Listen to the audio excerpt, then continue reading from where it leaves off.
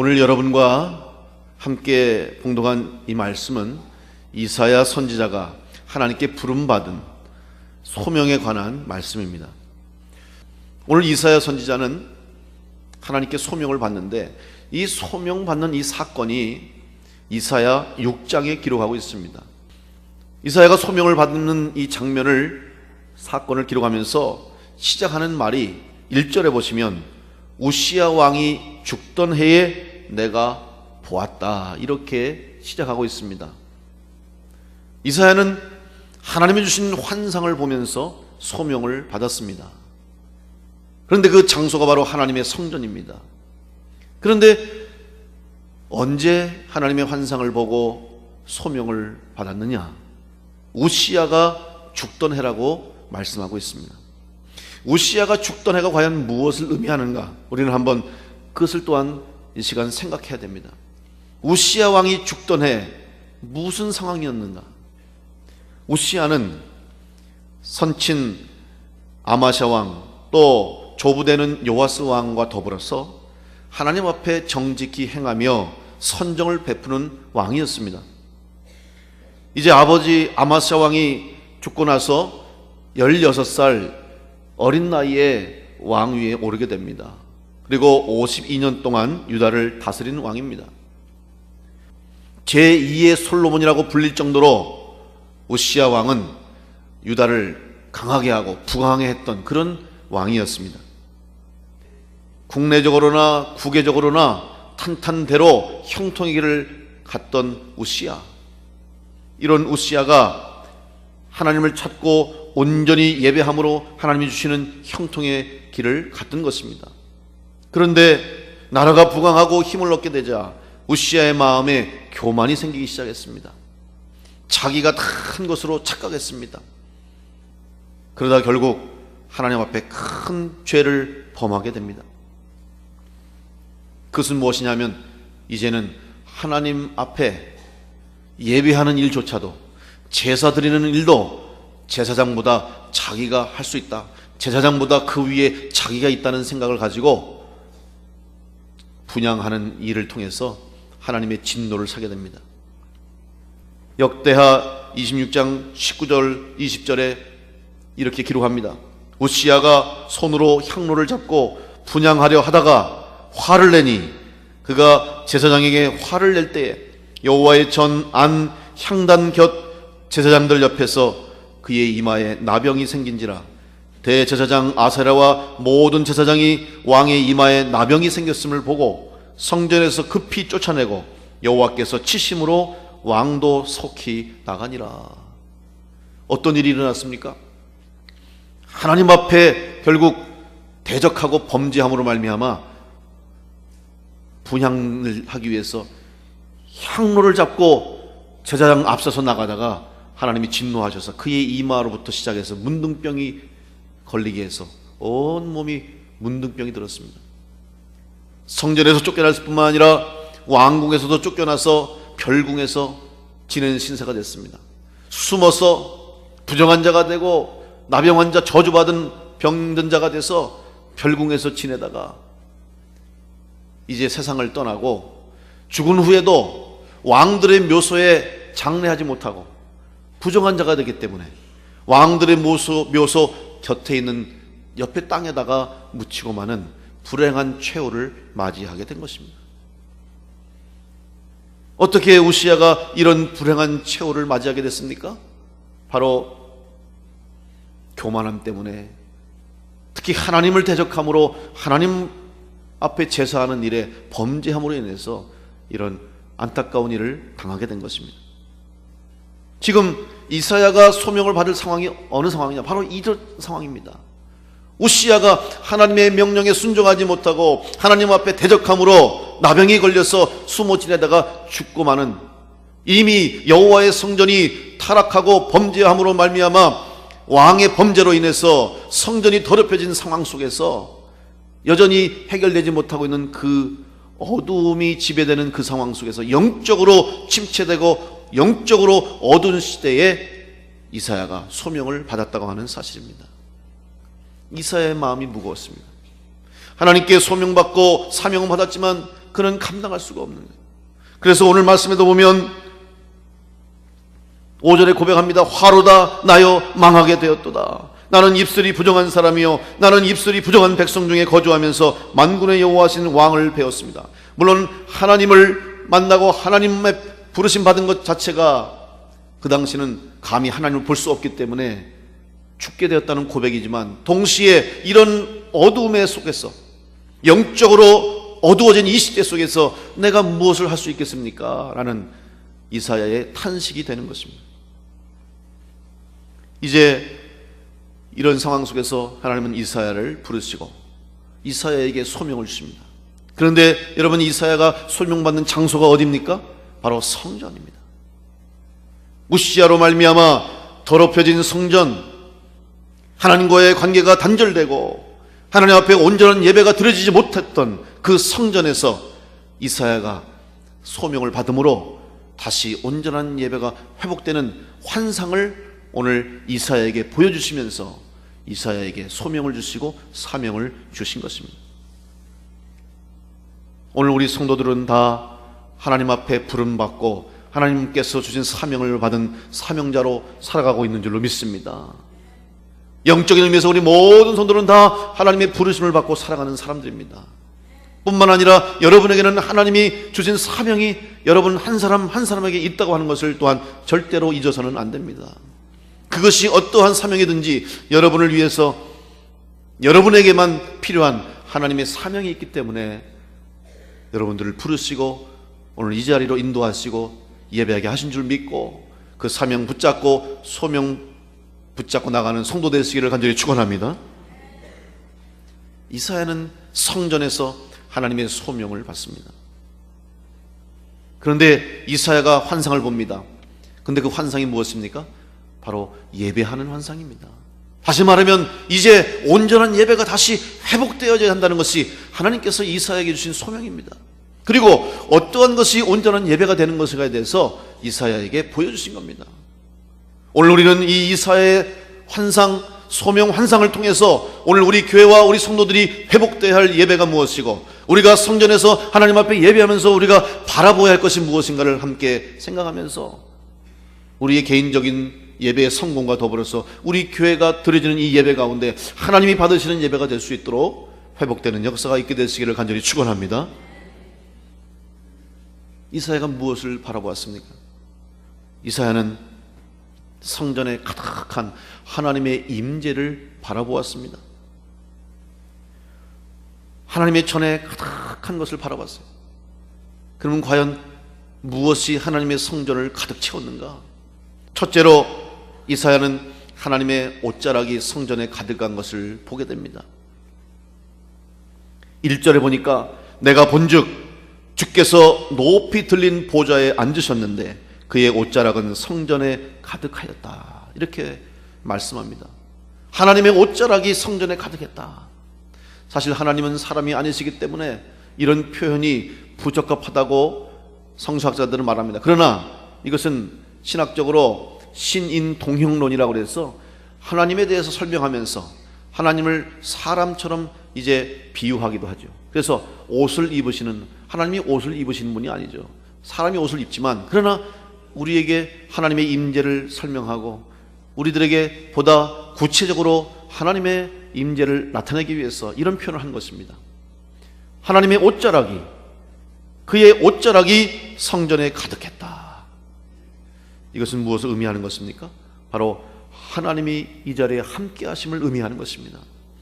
여러분, 옷은 그 사람의 직업이나 그 사람의 신분을 나타냅니다. 특별히 왕이 다스리는 시대에는 왕이 입는 옷과 신하들이 입는 옷과 평민들이 입는 옷이 구별됐습니다. 왕이 입는 옷은 아무나 입을 수 없는 거예요. 왕만이 가질 수 있는 문양이 있었고 왕만이 입을 수 있는 색깔이 있었고 왕만이 입을 수 있는 그런 양식이 있었습니다. 그것은 아무도 입을 수 없고 함부로 할 수 없는 거죠. 왜? 왕에 대한 존경과 왕에 대한 권위를 인정하는 거기 때문에.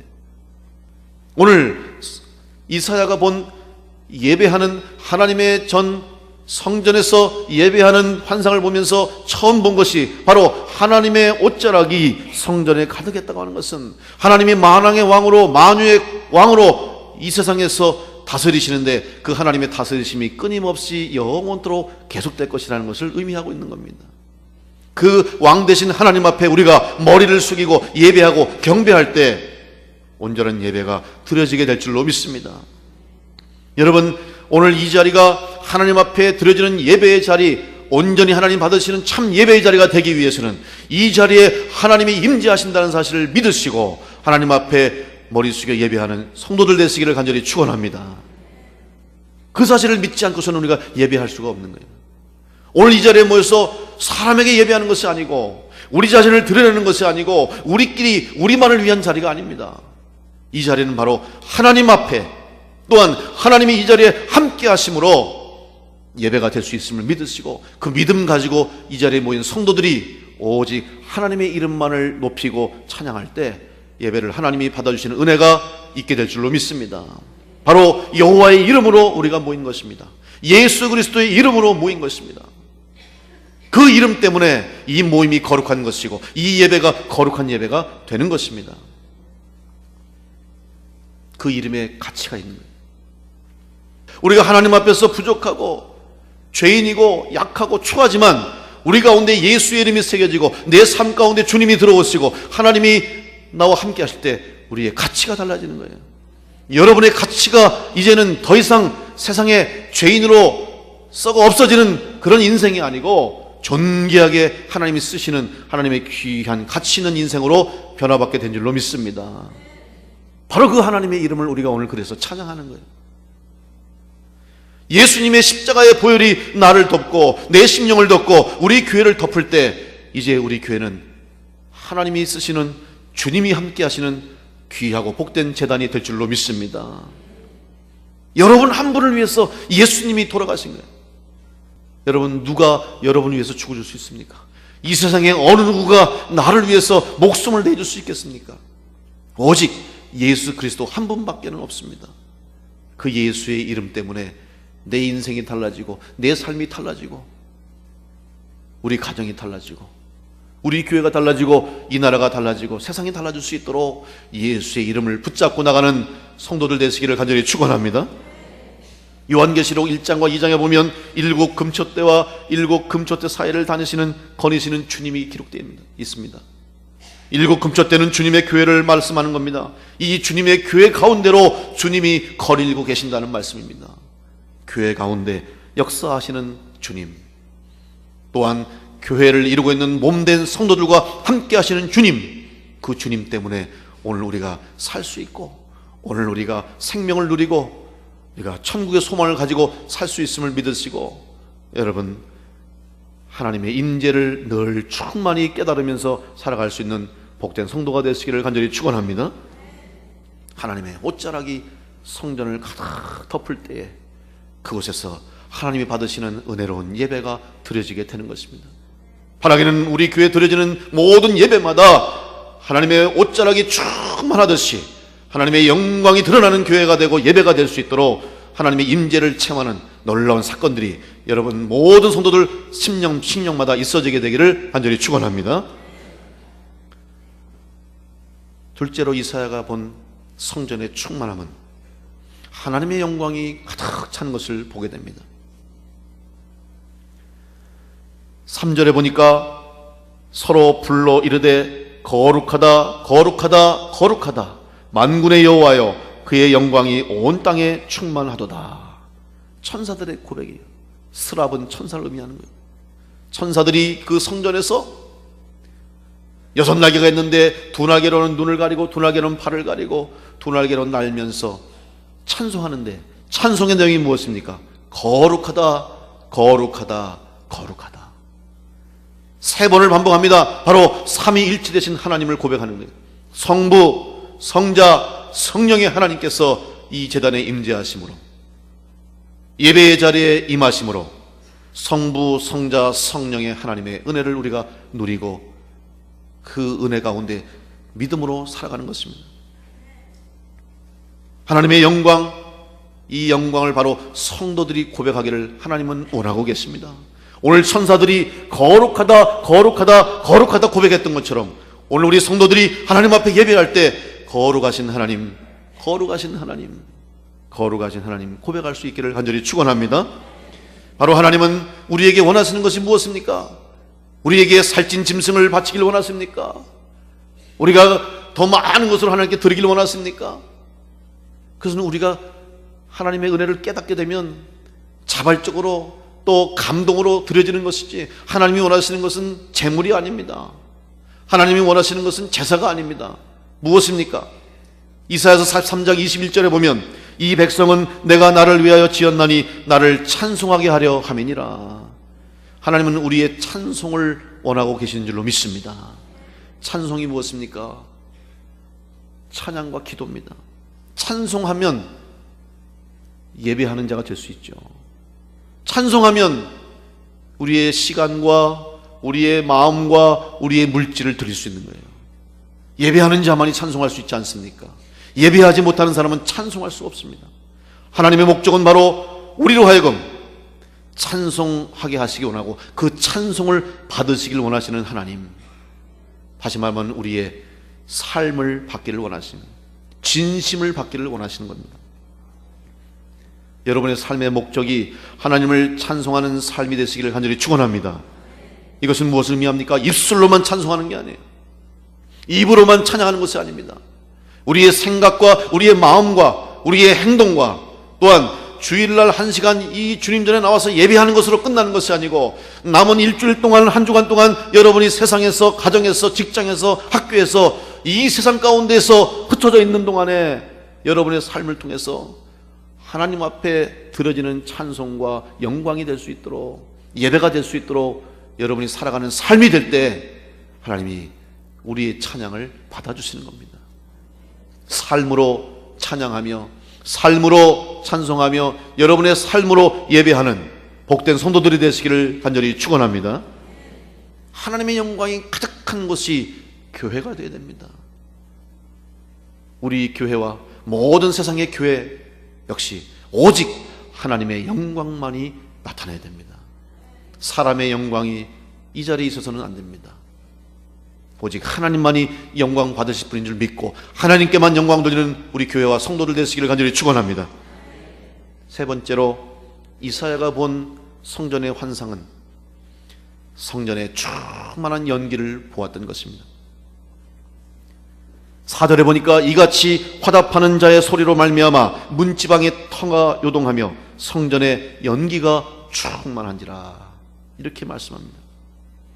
여기서 연기라고 하는 것은 두 가지 영적 의미를 내포하고 있습니다. 먼저 연기를 보았다고 하는 것, 연기가 성전에 충만한 것을 이사야가 보았다고 하는 것은 그곳에 하나님의 영광의 빛이 임했다는 것을 의미합니다. 어두운 곳에서는 연기를 볼 수가 없습니다. 반드시 빛이 비추어야 연기를 볼 수 있습니다. 특별히 하나님 앞에 드려지는 지성소, 성전의 가장 중심이 되는 지성소는 창문이 없습니다. 창문이 없어서 사방이 다 막혀 있고 틈이 없습니다. 그래서 어떠한 빛도 들어올 수 없어요. 그러니까 깜깜한 거예요. 근데 그곳에 촛대가 있잖아요. 그렇기 때문에 비록 어두운 곳이고 가장 어둡고 깜깜한 곳이지만 그곳에 촛대가 있으므로, 촛불이 비침으로 환한 빛을 비추고 그곳에서 하나님의 임재하심을 보게 되는 거죠. 여러분, 연기가 성전에 충만한 것을 보았다고 하는 것은 바로 하나님의 영광의 빛이 그곳에 임했던 것을 의미하는 것이고, 빛이 비침으로 하나님의 역사하심을 경험하는 거예요. 오늘 여러분의 삶과 여러분 심령 가운데도 이 하나님의 구원의 빛, 하나님의 영광의 빛이 여러분 가운데 비춰주시기를 간절히 축원합니다. 어두운 세상 아닙니까? 이 어두운 세상을 비칠 수 있는 게 무엇입니까? 구원의 빛. 예수 그리스도 빛으로 오신 예수님께서 이 땅에 오심으로 어둠이 사라졌어요. 바로 빛으로 오신 예수님을 우리가 영접할 때 우리의 마음도 어둠이 사라집니다.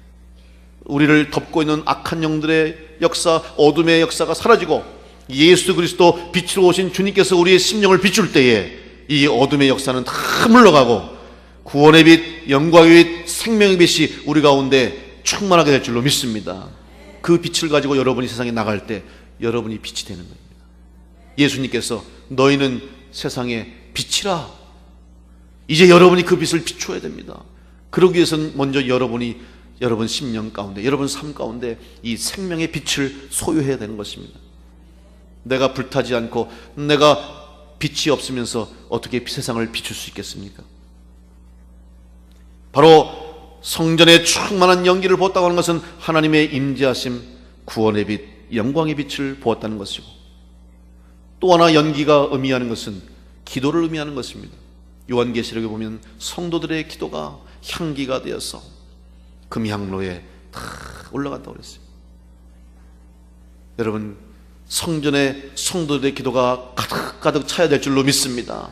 끊어지지 않는 성도들의 기도가 있는 교회가 살아있는 교회요, 하나님 앞에 영광 돌리는 교회가 될 줄로 믿습니다.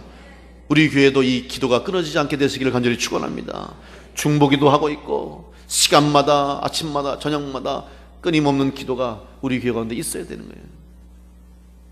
연기가 촉했다가 어떤 것은 성도들의 기도가 성전에 가득하게 될 때 하나님의 영광이 나타나는 교회가 되는 것입니다. 바로 어둠으로 덮여있는 우리의 심령과 이 세상과 이 어둠의 악한 세력들을 바로 성도들의 기도를 통해서, 하나님의 영광의 빛을 통해서 다 물리치고 이제는 하나님께 영광 돌리는 아름다운 찬양과 기도가 세상에 올려지게 되는 것입니다. 찬송은 기도입니다. 오늘 기도할 때 천사들이 기도했잖아요. 찬송했습니다. 서로 불러 이르되 거룩하다 거룩하다 하면서 찬양했습니다. 4절에 보니까 이같이 화답하는 자의 소리로 말미암아 문지방의 터가 요동했다 그랬습니다. 여러분, 문지방의 터가 요동했다는 건 땅이 흔들린 겁니다. 지금 기도하면 이런 역사가 나타나게 될 줄로 믿습니다. 기도로만 가능한 거예요. 그건 바로 하나님이 역사하는 거예요. 이제 우리는 하나님 앞에 예배하면서 정말 무엇을 바라보고 있습니까? 우리는 사람을 바라보아서는 안 됩니다. 세상을 바라보아서도 안 됩니다. 바로 이 성전에 나와서 예배할 때는 이곳에 임재하시는 하나님의 충만하심만을 바라봐야 됩니다. 하나님이 임재하시는 옷자락으로 덮여있는 하나님의 임재를 느껴야 할 뿐만 아니라 빛으로 오신 하나님께서 함께 하시며 성도들의 기도가 이 성전을 채우고 있다는 것을 우리가 보면서 위로받고 힘을 얻고 능력받습니다. 뿐만 아니라 하나님이 주시는 은혜로 이제 하나님의 영광을 나타내는 성도가 되겠다고, 그래서 이 성전에 드려지는 예배를 통해서 우리는 바로 하나님께만 영광 돌리는 성도가 되고 교회가 되는 것입니다. 오늘 이 시간 예배하는 여러분 또한 앞으로 평생토록 하나님 앞에 부름받는 그날까지 예배하는 성도가 될 수 있도록 성전을 충만하게 채우시는 하나님의 임재를 날마다 체험하시는 성도 되시기를 간절히 축원합니다. 뿐만 아니라 나를 붙들고 계시고 나의 팔을 들어 승리하게 하시는, 살아 역사하시는 하나님을 만나는 성도 되시기를 간절히 소망합니다. 그 하나님의 영광을 바라보며 찬송과 기도로 오직 하나님께만 영광 돌리는 온전한 예배자가 되심으로 이 하나님의 영광을 가려우려는 악한 영들의 역사라 시험을 물리치고 오직 살아 역사하시는 하나님의 손에 붙잡힌 성도가 되어서 십자가를 바라보고 흔들림 없이 끝까지 믿음으로 승리하여 온전한 예배를 드릴 수 있는 우리 충주남북의 모든 성도들이 되시기를 간절히 축원합니다. 그래야 해서 이 교회가, 우리 교회가, 이곳에 드려지는 예배가 끊임없이 이어질 수 있도록 영원토록 주님 오시는 그날까지 이곳에서 하나님께 영광 돌리는 은혜로운 예배가 이어질 수 있도록 바로 여러분이 그 예배의 승리자가 되시고 온전한 예배를 드리는 믿음의 성도가 되시기를 간절히 축원합니다.